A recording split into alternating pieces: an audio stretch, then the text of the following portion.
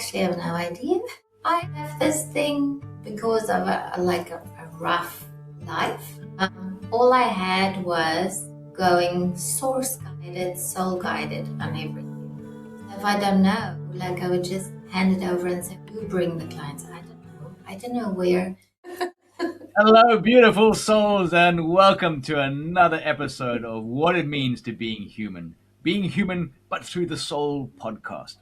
So, with me today, I have the lovely Debbie the Bee. Debbie the Bee, and she is an incredible soul all the way from my home country, South Africa. And so, I'm really looking forward to understanding how she processes being a human in this crazy world that we live in. Debbie, it is so nice to have you joining me. How are you doing? I'm good. We are officially moving into winter, which I don't particularly love. But this year was the year that I decided joy will be visible even in winter. So thank you for Joy having me. visible even in winter. I like that. Joy being visible in winter. So, what is so joyful about winter? Well, I don't know. I first have to figure it out this winter. I always complain. I always complain when it's winter. And I made a commitment that this one, I actually for the last 3 winters made a commitment for it to be more joyful because I think even in the ups and the downs, we all aim for summer but what if we can have it throughout? Like even in the winter, like get the comfy onesies and the soup recipes out. Like this year, I'll tell you after winter what joy was all about. Well, we're in the northern hemisphere. I guess it's all summer. It's all summer here. Well, trying to be summer in the UK. It doesn't always work being summer. So, what I already want to ask.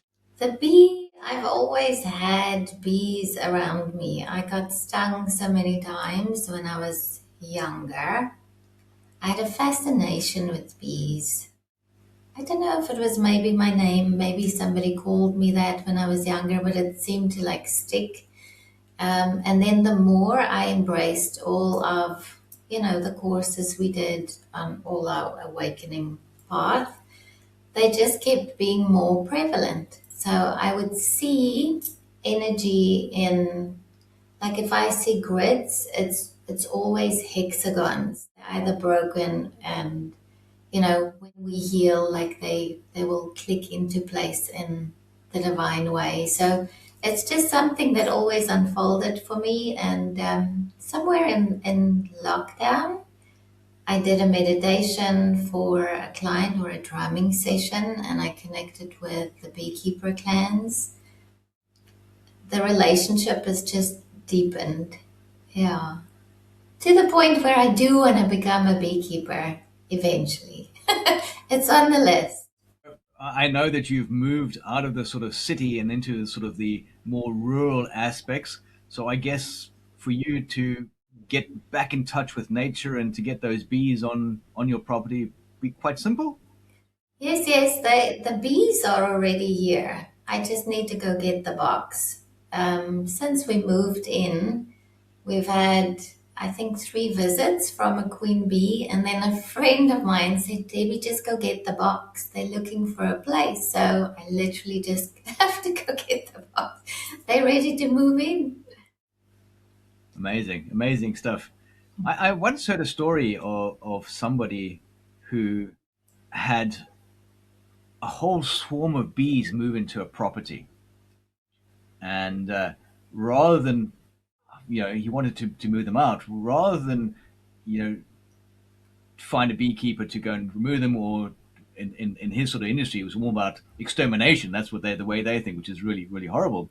He actually decided to tap into that queen bee energy, and I don't know how or what, but he managed to have the energy of a queen bee, and so the bees actually followed him out of the property Oh, wow. and and back into the garden, where he then shifted out of that queen bee energy state, and they flew off in whatever direction they went to. So us humans are incredibly powerful when we put our minds to it. Who knew that we could bring on that queen bee energy if we needed to? It's funny you So say that. I've had that happen to me like 3 times. Where you would, it sounds like a helicopter is landing in your garden, and then the next minute there would be a swarm of bees, and we would just leave them for like 2 days. It's like they come to pockets of like grace where the energy is peaceful, or whatever it is that they're needing. Maybe they're just moving from one spot to another. But I've had like 3 or 4 experiences like that. They sleep over for 2 nights, and then one morning at 3, you just hear them go again. I guess they need the rest as well. They need to step out and have a rest and recharge. And But that's very sometimes, magical.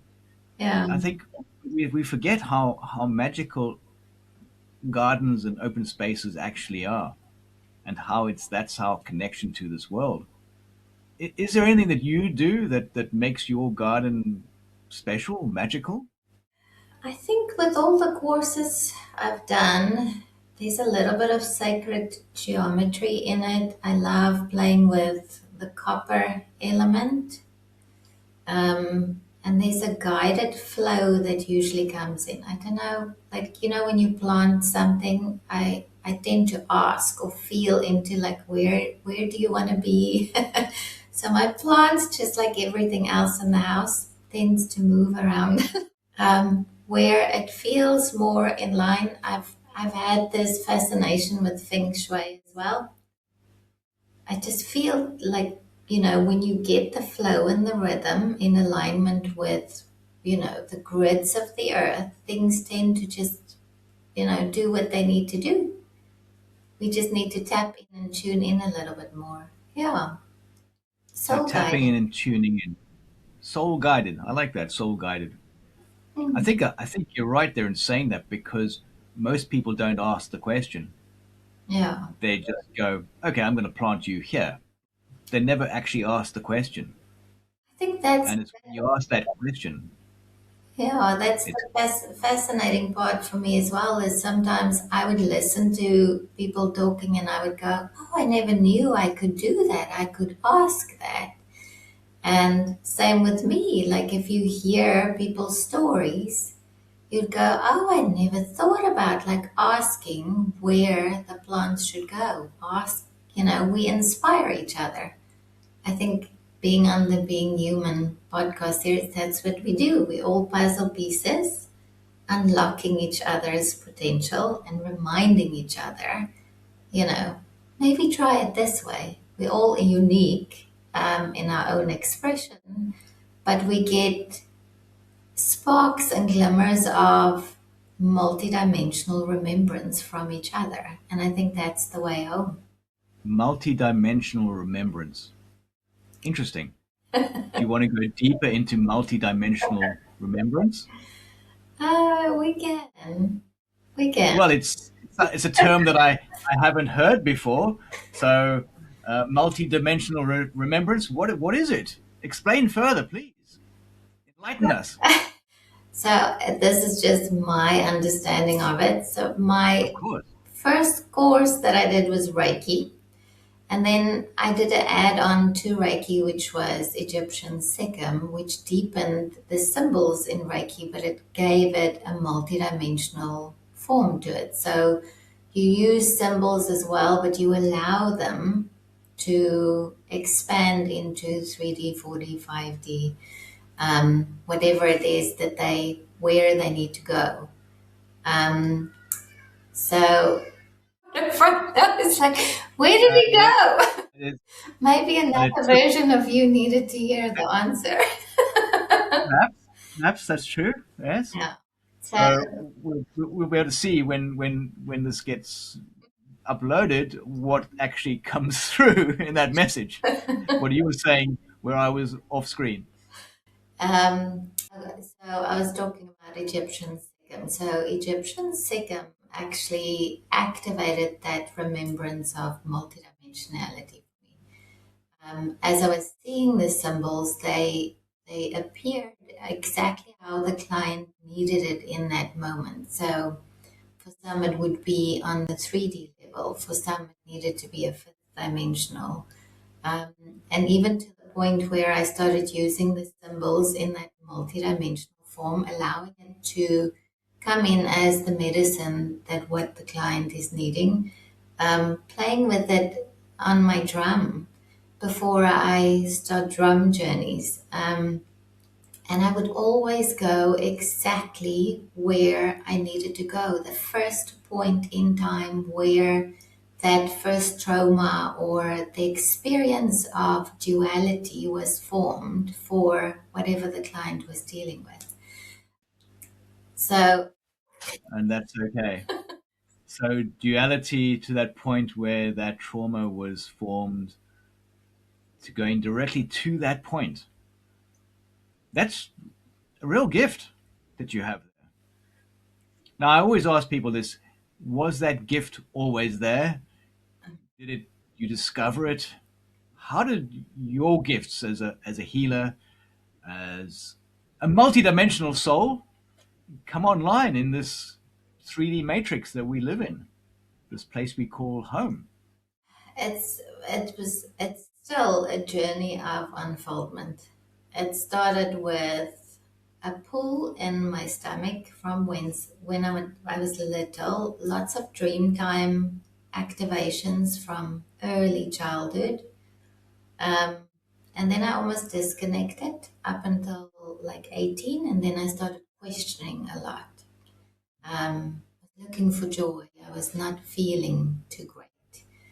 Um, and my journey started with going to therapy, and then the doors just started opening. I went for a mediumship reading, dealt with grief in a very different way, and something just took hold. And then from there, I just followed the little pebbles. So it started with yes, there was a connection. I always have a strong connection with Source, from childhood. And that was the pillar that kept me going to, okay, let's open this door. But every new door had so many lessons within it and so many shadows I had to face.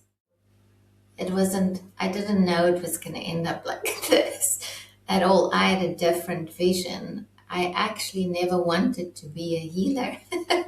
I did it all for me. I did it to heal me because I could see the ripples of what trauma does to family structures, to generations. And I was just, the moment I had my daughter, I, I actually doubled up on the healing to make sure that my stuff stops with me and she doesn't have to walk around with that. And I think along the way, the universe is just whispering, like, can you help here a little bit? Can you maybe? And it eventually turned into being of service as a healer. I think you're so right in saying that. I think, all healers should start with healing themselves first. And then when you've reached that spot where you've healed yourself enough, you suddenly realize that those tools that you've used to heal you could possibly benefit others. And you start to then serve others. And I think there's real magic in that. But you have to heal yourself first before you can heal anybody else. It's so true. And then naturally they'll start to come to you, don't they? They do. And it's always the most beautiful mirror experience. So for me, I always have people in front of me that it's something that I've just gone through. So I'm still in the Mm. remembrance of the release, or it's something that I'm gonna go through very quickly. So as they're in front of me, I go, "Oh, okay, there's a mother wound or whatever," and it solidifies what you are going through as well. That's the Yes, multidimensional experience. Yeah, yes. So they're going to reflect back at you as much as you reflecting at them. yeah. Sometimes you don't want to Mm. see it. You don't because you don't want to acknowledge that yes, I can be that, or I have that aspect within me. But the journey is actually way easier if you just from the get go accept there's something in there that you are needing to see. I actually got that from your courses. There's a lot of things that I didn't want to see, and while I was on the journey with the Magic series, I think I've never faced myself in such a way, and I couldn't run, which was the gift in it. But afterwards, the leveling up that I've experienced, the moving away from fear is, that was my biggest gift. So thank you for that. Well, the biggest thing I think that we forget, and this sort of universal truth, is that we have all the energy and the power inside of ourselves right now to overcome any obstacle that we faced, any challenge that's appeared to us. We do have that energy, but I think most people try and put it off. Just let's deal with it tomorrow. Let's bury it for a bit longer. Let's not face it. But we actually do always have all the energy inside. And you're so right. That is the Magic series is about pushing you to face yourself, to be the best version of yourself, to be the next level of yourself. So thank you for taking the Magic series with me. It was a great honor and privilege to work with you during that. So what is Debbie seeing for the future? Loaded question. Of course, absolutely. This is designed to push you some more.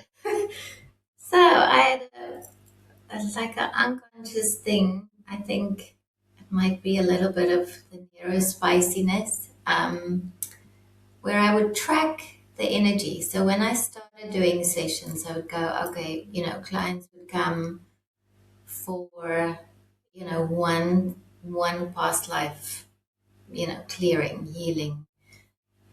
And it would be enough. Like you would have a month to integrate. And this was before COVID. Now the energy is so quick that we're shifting every 2 hours. We went from, you know, we are amazing. Being able to like integrate the level and amounts of love that is coming in, that's cleansing us and supporting us on our journey. It gets easier, but it's now every 2 hours. So I'm excited, I would say nerve sighted Mhm. for the quickening that is happening, but the bliss that is returning. And it's getting easier for me, I hope for everyone else as well, to hold on longer to the bliss. So the incoming might clear and lift and show you more things, but if you just sit with it and allow it to ripple, and leave, because I think we've done enough. Like you will always have little bits, but we don't have to do the heavy lifting so much anymore. Our support is so close. That's what I'm feeling in meditation. Like it's, if we talk about the veil moving, like I don't feel it there anymore. It's instant. Um, it's not smooth sailing, I would say. A lot of cleaning up still to do, but it's gonna be easier in the long run. I'm excited. So Beyond the noise, I'm excited. brilliant. So you've done a lot of work on yourself, okay? And obviously you've looked at some of your own fears, your own belief issues, your own traumas, and dealt with them, okay? But for someone who's maybe new to this, what would be a simple way that they could face themselves? Because it's great to talk about facing my fears and changing my beliefs and stepping into the new version of me and all these beautiful things and allowing that bliss to flow through you and to be aware of the changes. But how do we actually do that? Oh, I have a perfect answer for this because on my journey, I think with everyone that is in the hardcore clearing journey with a big mission in this lifetime, and we bring in a lot of things, our resources are sometimes limited. So we can't sign up for all of those courses. We can't book the added support. So my journey was, okay, if you have nothing, what do you have in your surrounding that can help you right now, that you can alchemize and turn into a tool that will support you? Because you have everything. If you can train your mind to say, okay, whatever I have in this moment, what do I have? I have my big power source, my connection to source. That's already a win. I'm 90% there. And then taking something like a candle, closing the Mm, door, sitting with a candle, and just starting to talk. If you can't pay for that therapy session, use the wall in front of you. Just get it out of your system. From there, you build momentum and showing your universe that, I'm ready to talk, I'm ready to heal, and the next doors will open. So for me, it started with I had nothing. I was struggling a lot. I had a very interesting. Then I would have, then I would lose everything. Then I would have again. Candles is my go-to. I have a little candle on now. Connect. there's something really magical about candles, and funny enough that you brought it up because I was actually going to ask you about your candle magic. But I really like your sort of three-step process. It's the connecting and talking to source, and I guess for some people that could be God, it could be the universe. It doesn't matter what name people use, and then having that candle, that source of light, and then the talking part, Mm, and and and I know what you're saying because it's about talking out loud, isn't it? yes. It's not about talking inside your head. It's actually about manifesting those words. Yes, we all have trauma here in the throat from past lives, whatever we gone through, current lifetime restrictions, can I, can't I? This is where all of our spiritual gifts sit. This is where we receive the downloads. The throat is very important. No wonder we would target it so much in our throat area. So speak out loud. So when I say I sit with the candle, if this was a morning where I was angry. I firmly believe the one who created me knows me inside and out. So I'm a little bit fiery. So if I'm going to be angry, I'm not going to, try and out create the words and be nice and positive. I can't be that. I'm going to scream first. Like, what the hell just happened? I need help now. For me, it's bringing in the authenticity first with your connection with Source. You emanate that you are that all the time. So when I So say, you basically you're saying you're asking for help. yeah, but be real. Be real about it. No, please, can I? No, I'm feeling like crap. I need help. Show me clearly. If that is the undertone of what you're going through, if you release in that real way, you'll get real support back. It's the feedback loop.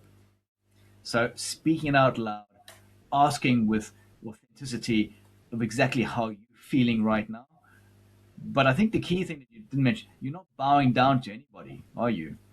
No, I've On always a, Source is like your best friend for me. Like, sit. If I'm gonna cry, I'm gonna have a bad day, I'm gonna sit there with my pasty and my candle. And we're gonna get through it together. It might not show itself immediately. There's still processes in grief and the release, but in that moment I feel seen, I feel heard, and I know I don't have to like sit in it all on my own. So if I've had a big thing with loneliness, even though I'm a kind of a loner on my journey, it sometimes gets to you. So that also helps a lot. it's interesting because you can be a loner surrounded by a million people and still feel alone. Yeah. And yet, from I guess, an energetic, spiritual perspective, we know that we're never alone. But knowing it up here and knowing it here, two different places, isn't it? I really love this idea of candles because candles are so powerful. And it's amazing how candles have been used throughout the world in every single tradition as a source of light and a source of prayer and a source of connection and a source of hope. And no matter what religion or belief people have, that powerful candle is always coming in. And it's very interesting because the candles almost like this, the way I see it. And if you look into the candle energy from a different perspective, you can actually start to see almost like codes of energy coming off that light of that candle flame and sort of going up. through the layers. I guess going back to God, going back to source, going back to the universe. So it's almost like a little bit of a hack we have of hacking the matrix, hacking the universe, so that we can connect to that powerful source energy and to take our message up there and bring it down. Yeah. So when you're talking with that candle burning in front of you, expressing yourself, your message is definitely going there. Whether they're listening or not, they're going to hear it. Yep. It's Soul comes along and wants to share some of their spiritual truths with us, we're going to get the matrix in some ways trying to fight back, trying to glitch the system, trying to cause a little bit of a blip for us. But that's okay. That's okay. Your the people you work with, where do they come from? What are they like? Are they a particular person that you work with? Is it a particular modality that you work with? How do you work with your clients, with your people, with your tribe? I actually have no idea. Well, that's I, perfect. I, You don't need to have an answer. I have this thing. I think it's because of a rough life. All I had was going source guided, soul guided on everything. So if I don't know, like I would just hand it over and say, okay, you bring the clients. I don't know. I don't know where they tend to find me. I've had some interesting stories of how I connect, and people find me. But it's just me being out in the world, and it's not always instant, but it's friends and connections or friends of people. Yeah. But you always talk about this thing called dream weaving. And this is, I guess, where I was going with this, because you talk about Debbie the Bee being the dream weaver. Well, then you should have And asked. I thought that was how you got your clients, but clearly it's not how you get your clients. So tell me about dream weaving. Okay, so now that you phrased it, like I think it's so ingrained, I don't realize I'm using it. I think we all have something connected to weaving, especially women or our feminine. My mom used to make like carpets and clothing, and that always fascinated me. She had her own little business. My grandmother used to like be very hands-on as well. I think all of that creativity of food, cooking, making things with your hand was somehow passed down to me.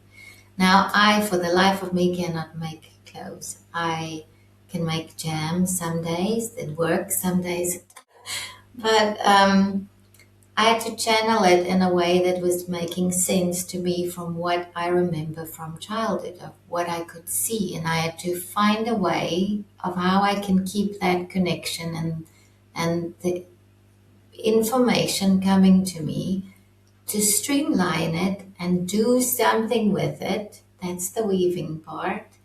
It's great to have the magic and get it coming in and receiving the downloads, but you have to walk it. So for me is dream weaving. I am that. I am ancient magic when I go and buy milk, when I go to the line dancing class. I'm emanating that. So I'm weaving my magic everywhere I go. Those who are interested will find me. Others, it might not be the right time. So when I'm actively dream weaving, say I'm working with a client and their business, I sit, it feels like I'm dropping into your Akashic record and I'm seeing the lines of creation, of possibilities, doors that you have yourself has opened, your soul's highest destiny that is getting ready to unfold. What's next for you? There's a million possibilities, believe it or not. I tend to then walk with you and we maneuver through the blocks like you've experienced that. Um, I've now integrated dream weaving into social media for small businesses or small business owners. It's, whatever you decide to create, your stuff's going to come up. So I think my role is just I'm a cheerleader while you go through that, and when the wobble hits, we face it together. We smooth out the edges, and the weave and the lines of creation can continue. It's the easiest explanation for dream weaving. Okay, so let's say so we've got you going out, and through your connection to various people, you are weaving your magic, or that light, or that energy, into aspects of them. So basically, weaving your energy into the world. I think it's a great way of explaining it, because I think you're right. I think everybody does that in their own way. We all are putting our energy out into the world, whether we're doing it consciously or completely unconsciously. It's happening with the Exactly. things we say, the things we do, the people we meet. And you're right. I love that about you attract those that need to know more, and probably repel those that are stuck in a different way, different energy. I think It's a beautiful one. what makes my offering different is I chose in this lifetime to put the spotlight on the dream weaving part because I wanted to master that in this life. Other people do it in the but we all do it. So I've learned a lot more in it because I chose that. Doesn't make me, better than anyone. If you choose to highlight it, it will unfold for you in the same way. So we've got two sides to you that I know about. We've got the magical healer side, and then we have the businesswoman who's very successful in helping people, helping small businesses and individuals with their social media, helping people get out into the world through that sometimes scary, sometimes beautiful world of social media, where I guess we all find each other. It's a sort of the way we find each other these days. So Mhm. tell me a little bit more about that social media side of Debbie. Why social media? How did you get into the world of social media? Very interesting. I was actively in the healing role, and we moved to Cape Town. And I think I had an epiphany of how I was showing up in the world. It didn't resonate with me of what I was seeing amongst the current groups, the groups I was connected to then. I think I was healing from or the veils connected to the false side of what is possible in the spiritual community started lifting.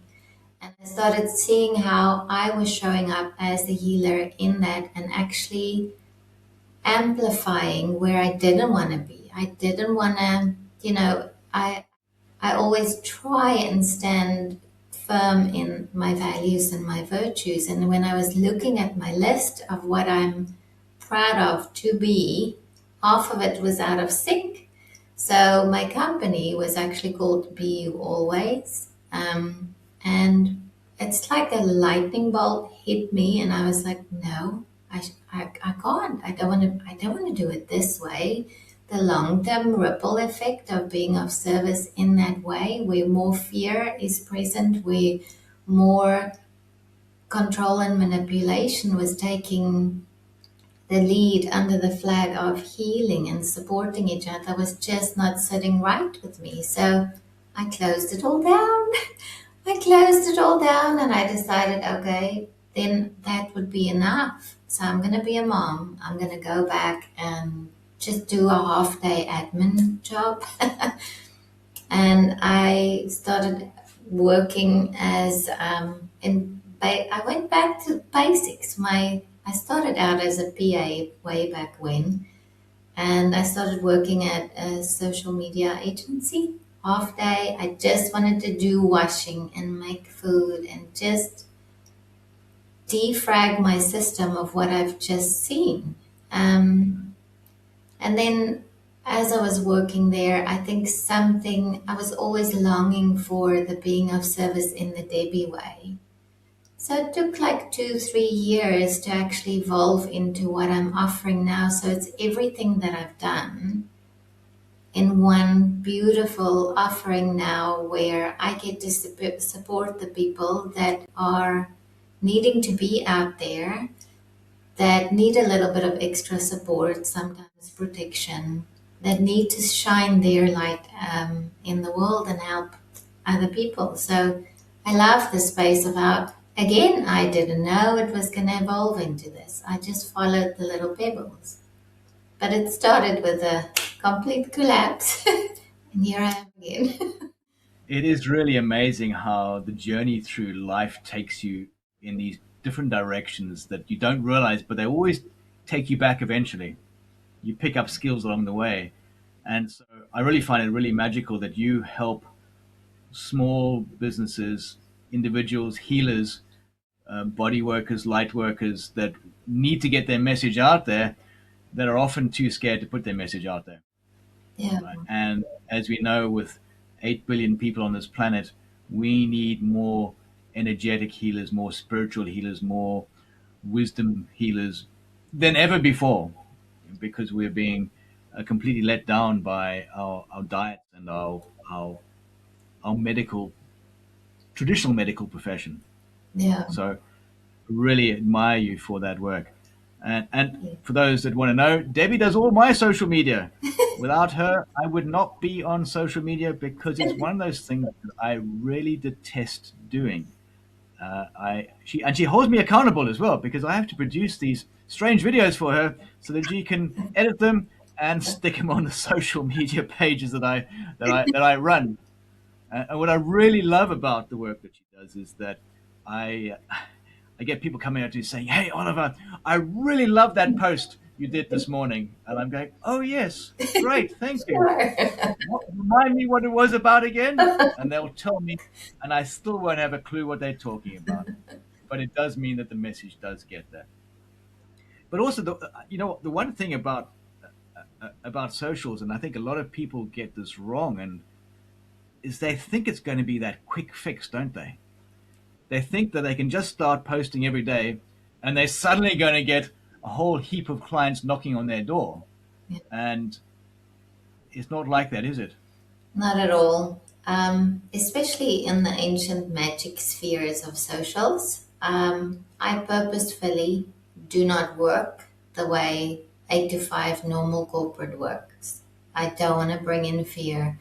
I don't want to bring in desperation. There should be co creation from a space of joy. We aim to bring, stay in that vibration. Some days we get it right, some days we don't, but the intent is to not create in the same way of where we got stuck. So if you look at, you know, creating something from desperation, what are you going to end up with? It's always, the end result is always fear and lack and scarcity. We just came from that. We just healing out of that. Why go back there? So it takes a little bit longer in the ancient magic walk, but usually around like 6 months, people start enjoying actually recording videos and loving their socials. I'm laughing because it's you. Maybe I should ask you because how was the journey with ancient magic? Well, that's very simple because as someone who has detested being out there on social media, and as a good friend of mine always says, being the world's best kept secret with a great message, but not telling it to anybody. And I guess my own growth would have been the sort of fear of what people would have thought of me by being completely out of the box in what I do. And those that know me know that nothing goes according to plan. It's always magical and it's always going to change. So Debbie has really helped me get out of my own way and learn to speak to a camera in random situations. She keeps asking me for more. Can I go out into nature and film me talking to the trees or something like that? I haven't done it yet. Maybe one day I'll get there. But generally, it is a real honor and privilege to have Debbie look after my social media. And of course, it allows me to focus on what's really important to me. And that's obviously changing people's lives through being completely selfish and changing my own life first.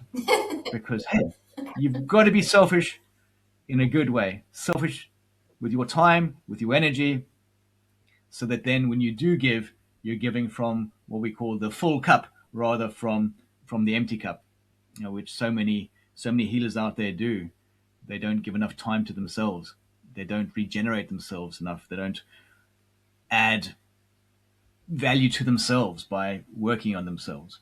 Yeah. And I think that's the key message from what you've been saying, Debbie, as well, that you've spent so much time working on you that you are able now to serve much more. You've raised your vibration. You're able to give so much more to your clients of value so much quicker without it taking all your energy.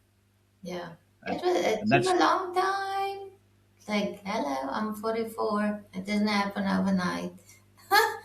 I but think but come on, Debbie, in this world of instant gratification, where is that magic pill that we can all just take now that's going to make us social media gurus, make us gurus in our own right, and make us millionaires? no, Well, yeah, it doesn't work that way. Like, it's nice to have support from, all the AI and everything that is. But in essence, you are always going to have to walk the journey. You are the one that activates the magic every breath, every step. You are the creator. You are the power. Even if you're using AI, your energy behind it is what will generate the positive or the negative end result. It always comes back to you, to us. coming back to you, Mm, always comes back to you. So basically, it always comes back to me, and it's always going to go back to you. shizzle. And of course, you're breathing every day, so hopefully you walk in that journey. I try. Of course you do. I know you do. So, if there was one key thing that you'd like to share with people today, what would it be? One key thing.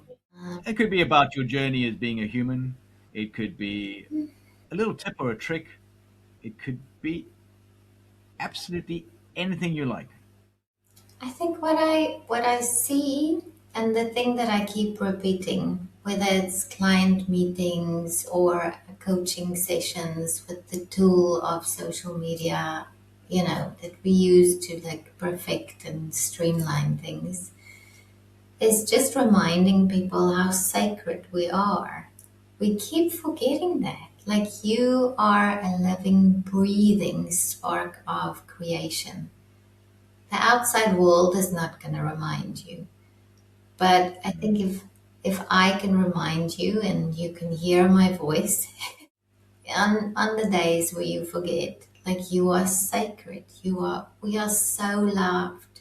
We have so much support. You are here for a reason, and that sacredness is ready to bloom. Whether it's doing a video or putting your picture out there for the first time, like, I always see, like, maybe it's just in my cartoon mind, but I see millions of people like your ancestors, like, whoa, she did it, she did the picture. It's beautiful. You are sacred, you are loved. Hold on to that. You have won because you are connected to the big power source. 90% of it is done. You got this. And it's our own minds that stop us, isn't it? Mm, Your own mind. yeah. So, if someone wants to work with you, how do they reach you? Website. All my contact details is on there. Ancientmagic.co.za. I don't actually have a lot of social media happening on my socials, but there Well, of is. course, they always say that the expert in the field will have the do it for everybody else, but not do it for themselves. Yes. And I think we're all guilty of that. But what we do is I will put all Debbie's links down in the comment section, so you'll be able to get in touch with her, book a call. If you're running a small business and you're in the wellness field, I highly recommend that you reach out to her and say hi and have a conversation because her whole team is super magical. They are gifted souls that know how to make you shine in that online world, and often, in my experience, most energy workers, most healers don't want to be out there. Yeah. That's where I love to play. I think that that was the journey for me. I had to be that to feel, and now I can hold space for. I know exactly what you all are going through. Yes. And so that busy bee is going to go out into that social world and to plant your seeds of joy, magic, healing, transformation into that incredibly busy world of socials. Yeah. Debbie, thank you so much for taking time out of your day, out of your busy social media schedule, to join me on this podcast. It's been an absolute delight to talk to you and to even have the glitches in the matrix that kept cropping up to allow us to really experience this time with you. So thank you so much. It's really been a pleasure. Thank you. Thank you so much.